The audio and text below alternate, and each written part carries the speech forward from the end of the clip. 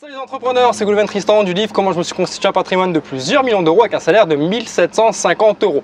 Aujourd'hui, je suis content de vous retrouver pour un nouveau témoignage, pour un nouvel interview des gens qui passent à l'action, des gens qui sortent de leur zone de confort. Et aujourd'hui, une nouvelle fois, je vais interviewer Gilles Grimm. Gilles, merci de me recevoir dans ta nouvelle demeure.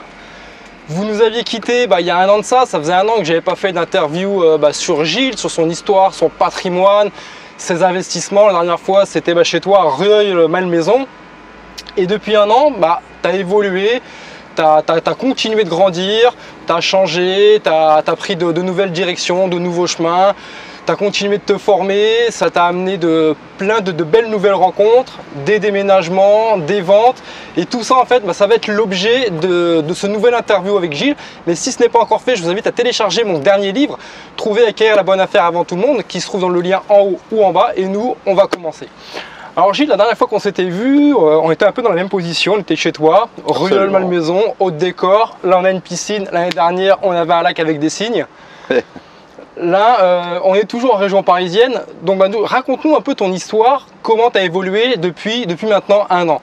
Voilà, tu m'as dit tout à l'heure que ton domaine, ta villa Rueil-Malmaison, où tu avais un beau lac, des cygnes. Rappelle-nous, ça appartenait à qui? À Napoléon Bonaparte, c'est ça? Napoléon Bonaparte et Joséphine de Beauharnais. C'était l'église en fait de Joséphine de Beauharnais, dans un immense parc de 10 000 m² avec un étang où Napoléon aimait venir se recueillir. Donc j'ai eu la chance de vivre là-bas, à la place de l'empereur. Combien de temps tu as vécu là-bas à peu près? 3 ans et demi. 3 ans et demi, et là tu as décidé de quitter ce lieu, de lâcher cette belle demeure pour venir t'installer à Paris même pour des questions professionnelles, pour aussi un nouveau commencement. Voilà, tu as tourné une page pour en ouvrir une nouvelle. Pour en fait un changement de vie. Voilà. Qu'est-ce qui t'a amené? Là, en fait, on se trouve où? Là, on se trouve dans un lieu exceptionnel. Si vous connaissez Gilles, vous savez que Gilles c'est un investisseur, c'est un expert dans l'immobilier, il aime la belle pierre, il aime les belles demeures, il aime tout ça. Et là, on se trouve sur un toit terrasse. Combien de mètres carrés à peu près, Gilles? 500 m². 500 m², comme vous pouvez le voir, avec piscine, en plein Paris. Voilà, on est en plein Paris. Et pourquoi être venu ici, Gilles? Comme je te l'ai dit tout à l'heure, changement de vie. Changement de vie. À un certain moment, il faut prendre des décisions. La décision a été prise. Je me suis dit, j'ai des collections d'œuvres d'art, de Napoléon naturellement, parce que j'étais là-bas dans la demeure, donc j'avais beaucoup de pièces napoléoniennes. Je me suis dit, et tu te sépares de tout? Je vais vendre tout. D'accord. Je vais changer de vie, je vais même changer d'orientation professionnelle pour faire du coaching, pour apprendre aux autres à investir dans l'immobilier aujourd'hui. Leur transmettre ton savoir. Et donc, pour me rapprocher de Paris et trouver donc un appartement qui était pour moi correspond à mon idéal de vie, c'est-à-dire soit un rez-de-chaussée avec un jardin, soit un dernier étage avec terrasse. Mais dans tous les cas de figure, plus une chambre de bonne, comme j'ai connu à un certain moment. Alors toi, ton toit terrasse là, raconte-nous un peu comment on fait. Comment tu as fait, comment tu t'y es pris pour trouver un toit terrasse, l'un des toits terrasses le plus grand de Paris, avec une piscine, avec un pool house, avec tout ce qu'il faut. Il y a même une dépendance, un autre logement sur le pool house. Comment tu as fait pour t'y prendre? C'est quoi? C'est la chance? C'est tes contacts? Comment tu t'y es pris? Aucune chance, aucun contact. Le maître mot, c'est le maître mot que j'ai utilisé toujours dans l'immobilier, c'est la prospection. J'ai mis en place tous les outils que je connaissais pour prospecter et je l'ai fait moi-même.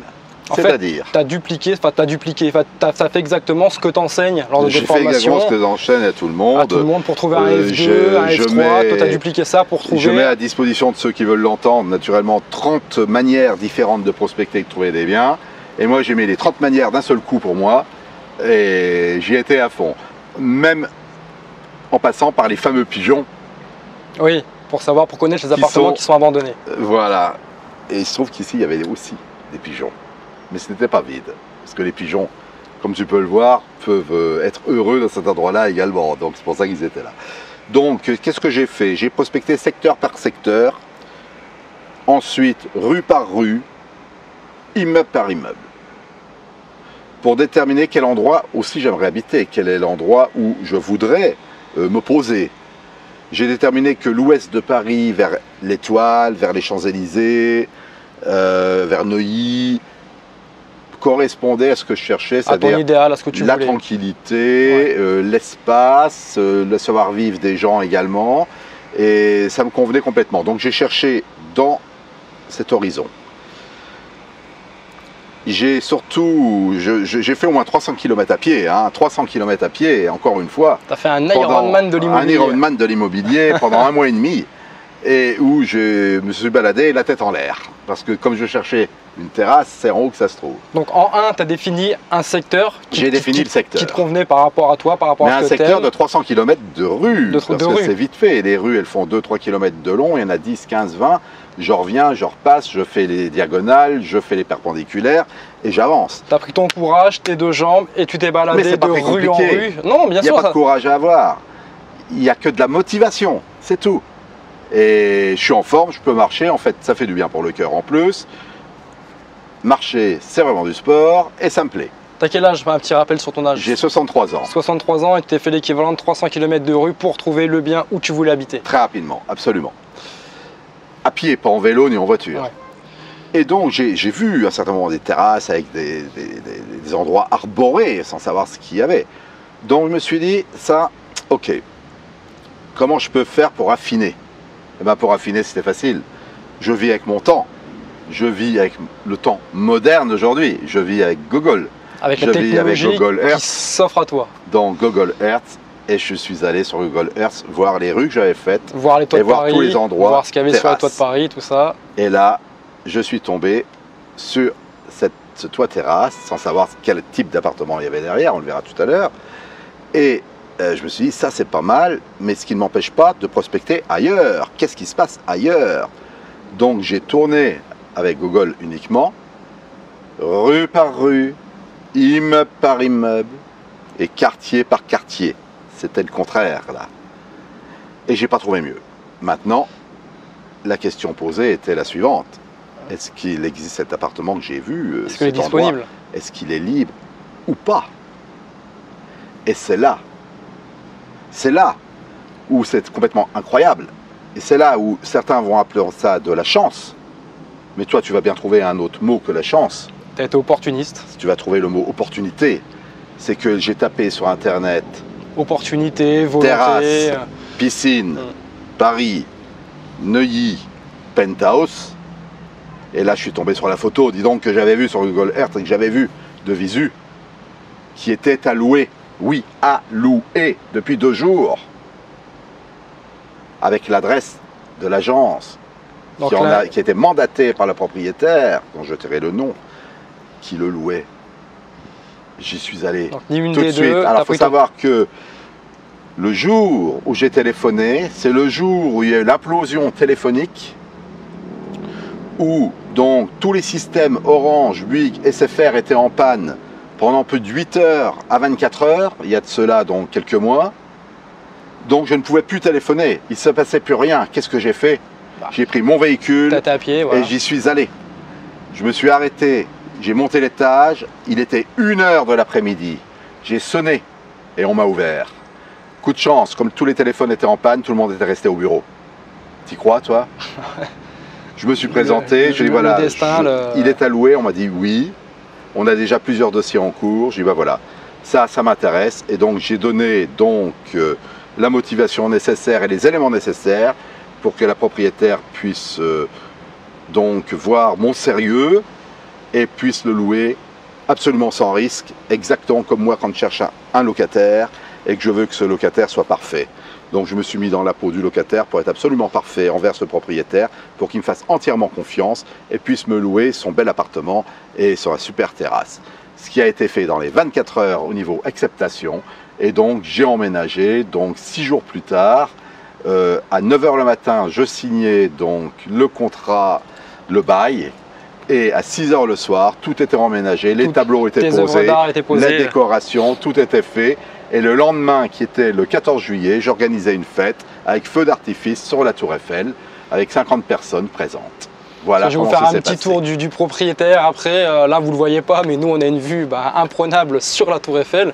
Donc tout ça, je vous le montrerai pendant cette interview. Donc voilà comment Gilles a été, voilà comment l'opportunité de Gilles a fait qu'il a réussi à acquérir ce nouveau bien. Voilà, ça lui a pas demandé de facultés intellectuelles, ni des facultés sportives, ni autres. Voilà, c'est du bon sens, c'était une attitude. Il a pris ses jambes. Il a sectorisé un quartier, il a fait toutes les rues, différentes agences immobilières, il a regardé un peu ce qui se faisait, il a été sur Google Earth, voilà, il s'est servi des outils que tout le monde a à sa disposition. Voilà, il a fait ni moins ni plus qu'appliquer voilà, ce qu'il enseigne déjà à des centaines de personnes. Voilà, ça c'est juste pour vous dire que le bien qu'il a trouvé, alors certes, il faut avoir les moyens financiers, mais autre que ça, c'est juste du bon sens et une attitude pour avoir ce bel appartement. Vous-même qui rêvez sûrement d'un appartement par rapport à vos moyens, il suffit juste d'appliquer, d'avoir un peu de courage, du bon sens, de l'attitude, un bon état d'esprit et non forcément des connaissances intellectuelles ou autres pour trouver une bonne affaire. Voilà, c'est juste aller le chercher, aller le dénicher, être opportuniste et vous verrez qu'à un moment donné, ça a payé. Toi, tu as eu de la chance, ça a payé du premier coup. Voilà, tu as fait sûrement d'autres visites ces dernières années où ça n'a pas payé, où ça a peut-être mis plus de temps pour payer. Là, il s'avère que ça a payé du premier coup. Donc c'est super. En tout cas, le lieu est vraiment magnifique. Donc là, maintenant, comment tu vas t'organiser ici?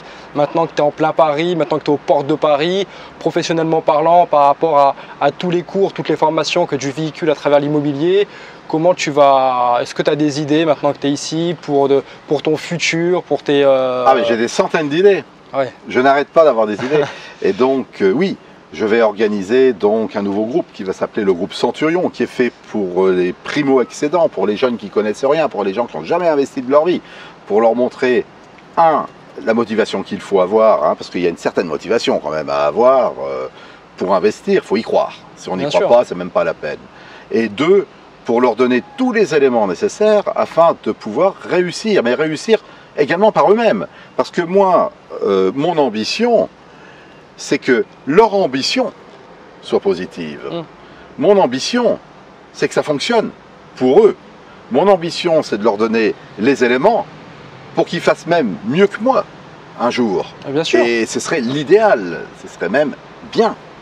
Donc voilà, je vais donner tous les éléments nécessaires pour que chaque personne qui y croit puisse réussir dans l'immobilier, dans l'investissement et surtout se procurer donc plus qu'une retraite, se procurer un patrimoine qui sera transmissible à leurs enfants et qui leur permettra de vivre agréablement d'une manière sympathique, quoi. Ah, bien sûr. Sans compter, moi mon rêve c'était quand je vais dans un restaurant, c'est de ne pas regarder le prix qui est en face de chaque plat.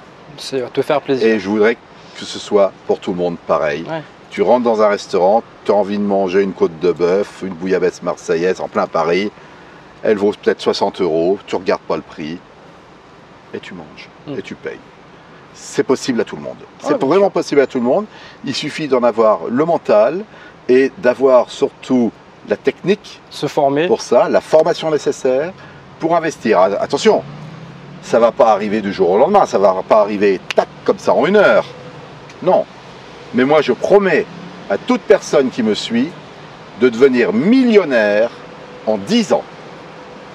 Ah, c'est un bel objectif et pour moi, je pense que c'est largement réalisable pour toutes celles et ceux qui voudraient réaliser ce projet. Pour moi, ça ne me semble pas... Toi-même être devenu millionnaire en combien de temps?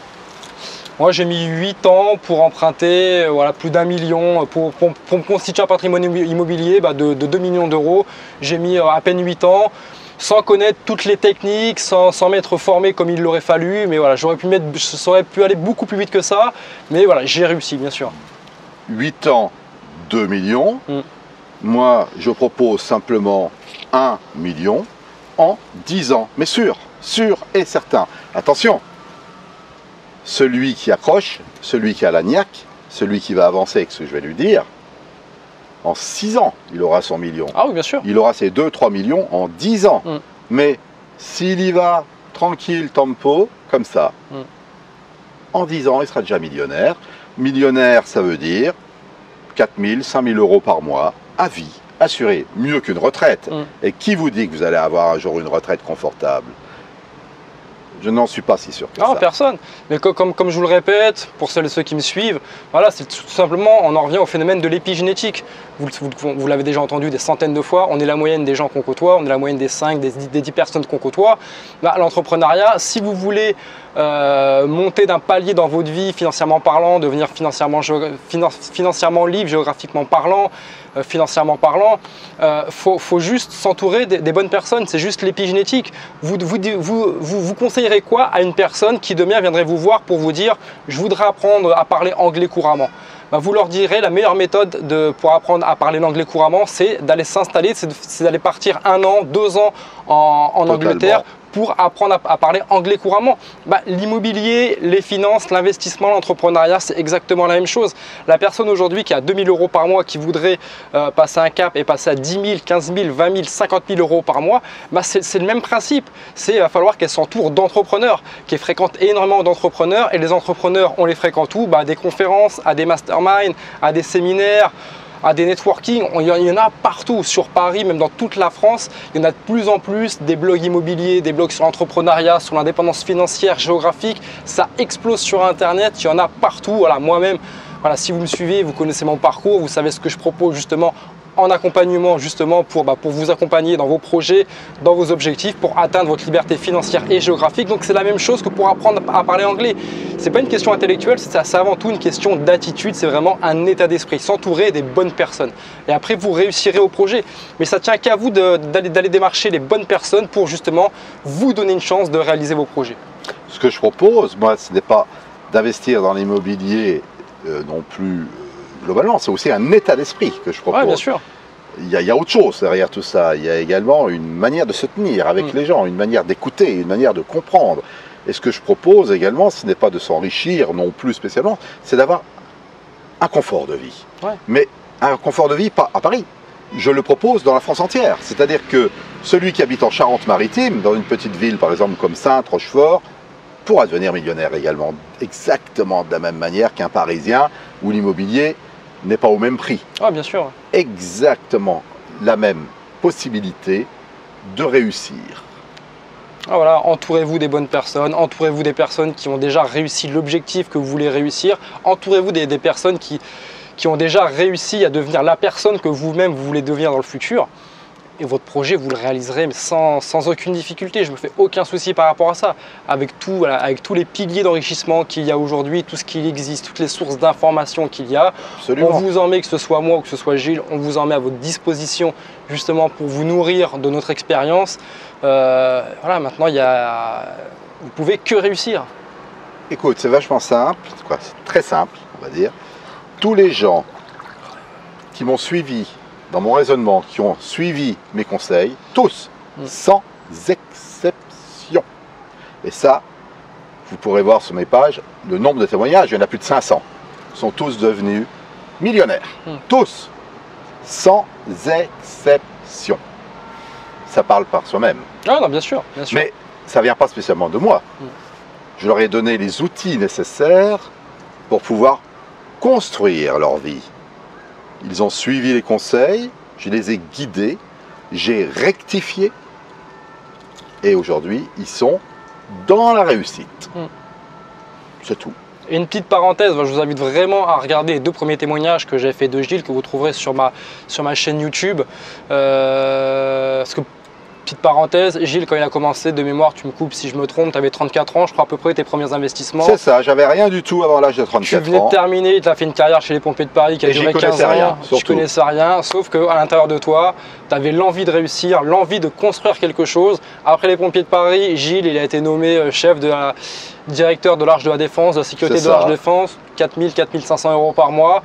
Et en fait, il a pris la décision de faire un pas en arrière, de devenir gardien de parking à 1 500, 1 700 € par mois, pour faire justement des centaines de pas en avant, où en quelques années, tu t'es constitué, tu as acheté des centaines d'appartements en plein Paris. C'est exact. À ton époque, il n'y avait pas Internet, il n'y avait pas tous les outils qu'on a à notre disposition. Alors je sais ce que vous allez dire, il y en a certains qui vont me dire oui, mais l'immobilier était beaucoup plus accessible, les taux étaient 10 fois plus élevés qu'aujourd'hui. Je vais vous dire, Et ce que j'ai envie de vous dire, moi, par rapport à toutes celles et ceux qui se trouveraient encore des excuses, parce que si l'être humain aujourd'hui, il n'arrive pas à investir, il n'arrive pas à concrétiser ses projets, à obtenir la vie rêvée dont il a envie, c'est tout simplement à cause des excuses. Et une question que je vous invite à vous poser, c'est à combien de reprises les excuses vous ont permis dans votre vie d'aller chercher, d'obtenir un résultat, d'aller chercher un objectif? La réponse, c'est 0. Les excuses, ça ne sert à rien, ça ne vous permettra jamais d'aller chercher la vie rêvée, d'aller chercher tout simplement un objectif, que ce soit l'achat d'une voiture, l'indépendance financière, l'achat d'un studio, votre résidence principale, peu importe vos salaires, que vous soyez au SMIC, en intérim ou en CDD. Arrêtez avec les excuses, ça ne vous permettra pas d'avancer. Trouvez des solutions, amusez-vous intellectuellement parlant à trouver des solutions, à faire des petits pas, même si c'est des petits pas plus petits pas plus petits pas. Faites comme Gilles. Gilles, cet appartement où aujourd'hui on tourne, qui fait toit terrasse 500 mètres carrés, le plus beau toit terrasse de Paris avec piscine, comment il l'a fait? Gilles, il vous l'a dit, il a mis un pied devant l'autre, il a été prospecté. À la force du poignet. Et à la force du poignet des jambes. C'est mérité. J'estime, et c'est tellement mérité qu'il n'y a personne qui me critique, il n'y a personne qui me montre du doigt.